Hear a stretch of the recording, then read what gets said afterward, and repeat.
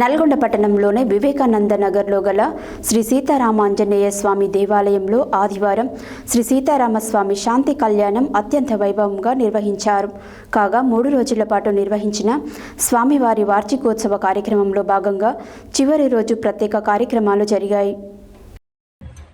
నల్గొండ పట్టణంలోని వివేకానంద నగర్లో గల శ్రీ సీతారామాంజనేయ స్వామి దేవాలయంలో ఆదివారం శ్రీ సీతారామ స్వామి శాంతి కళ్యాణం అత్యంత వైభవంగా నిర్వహించారు.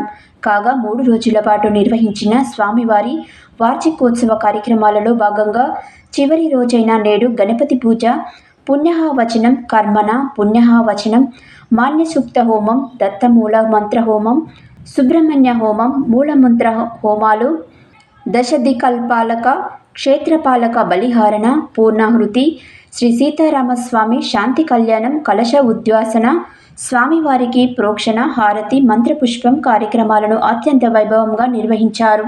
అనంతరం మహాప్రసాద వితరణ, అన్న సంతర్పణ చేశారు. ఈ కార్యక్రమంలో బీజేపీ నాయకులు బండారు ప్రసాద్, గోలి మధుసూదన్ రెడ్డి, మాదగోని శ్రీనివాస్ గౌడ్, మోరిశెట్టి నాగేశ్వరరావు, పిల్లి రామరాజు యాదవ్, మాకం శ్రీరాములు, విష్ణువర్ధన్ రెడ్డి, బొజ్జ నాగరాజు, పున్నపురాజు యాదగిరి, విద్యాసాగర్, నక్క నరసింహ, సుమన మాధవి, అంజిబాబు, శ్రీశైలం, సతీష్ మరియు భక్తులు అధిక సంఖ్యలో పాల్గొన్నారు.